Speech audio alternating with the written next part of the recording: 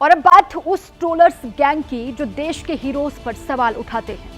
पहलगाम आतंकी हमले के बाद भारत के विदेश सचिव विक्रम मिस्री को आपने प्रेस कॉन्फ्रेंस करते हुए कई बार देखा होगा। विक्रम मिस्री देश की आवाज बने, उन्होंने भारत का पक्ष देश के साथ साथ पूरी दुनिया के सामने रखा।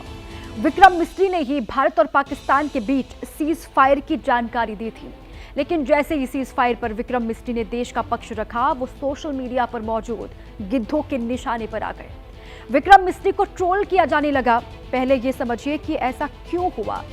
संडे यानी रविवार को 10 मई को विक्रम मिस्री ने प्रेस ब्रीफिंग दी थी और इसी प्रेस ब्रीफिंग में भारत और पाकिस्तान के बीच सीज फायर की जानकारी उन्होंने देश के सामने रखी थी। इसके कुछ घंटे के बाद ही विदेश सचिव विक्रम मिस्री सोशल मीडिया पर ट्रेंड होने लगे।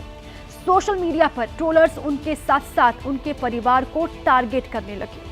यहां तक कि उनके परिवार के साथ उनकी पुरानी तस्वीरें शेयर की गई और अभद्र टिप्पणियां की गई।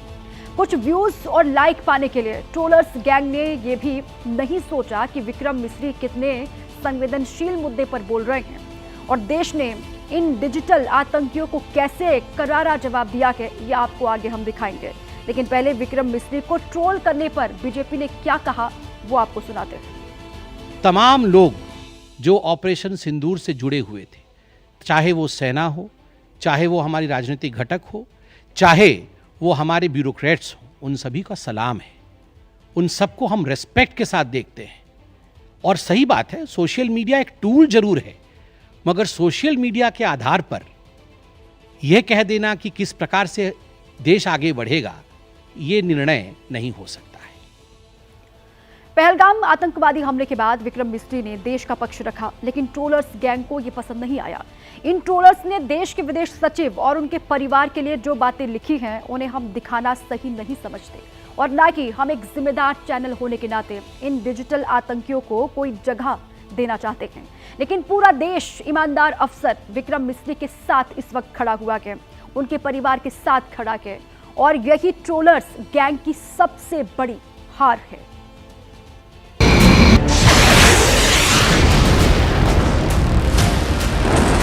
अटैक हुआ है नूर खान बेस पे।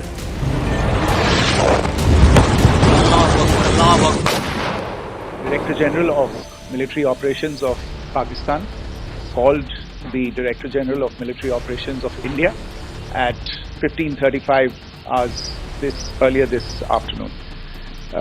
It was agreed between them that both sides would stop all firing and military action on land and in the air and sea with effect from 1700 hours Indian Standard Time today. Instructions have been given on both sides to give effect to this understanding.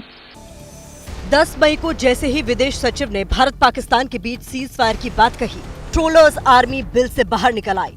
Cease fire को मुद्दा बनाकर विक्रम मिस्री को troll किया जाने लगा, लेकिन social media के ये गीदड़ भूल गए थे कि पूरा देश एक है और विक्रम मिस्री के साथ खड़ा है। अखिलेश यादव ने एक्स पोस्ट करते हुए लिखा, निर्णय तो सरकार का होता है, किसी अधिकारी का नहीं।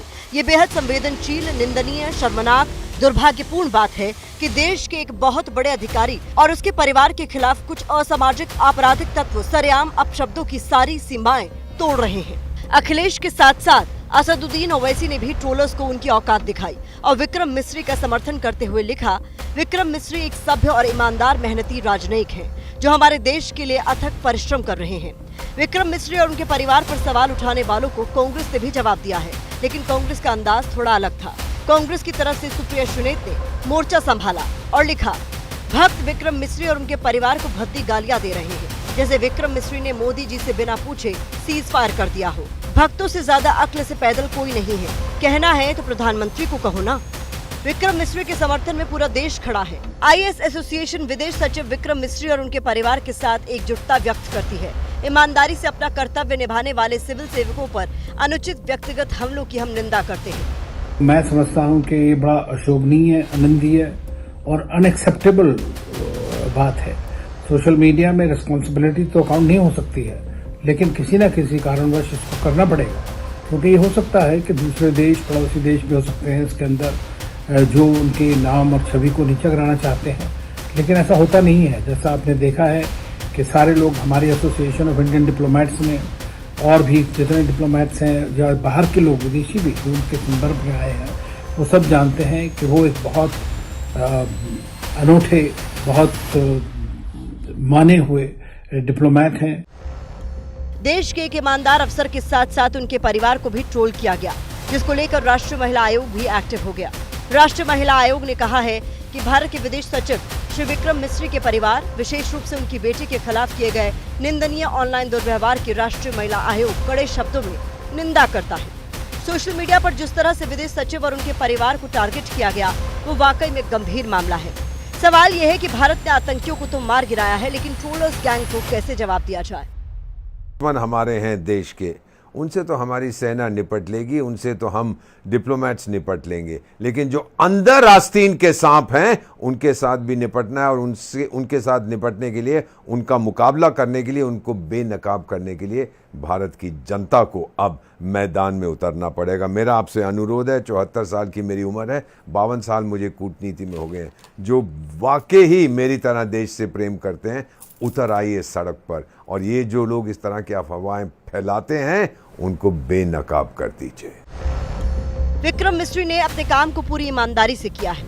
जिस तरह से देश मिस्री और उनके परिवार के साथ खड़ा है वो ट्रोलर्स आर्मी के मुंह पर करारा तमाचा है।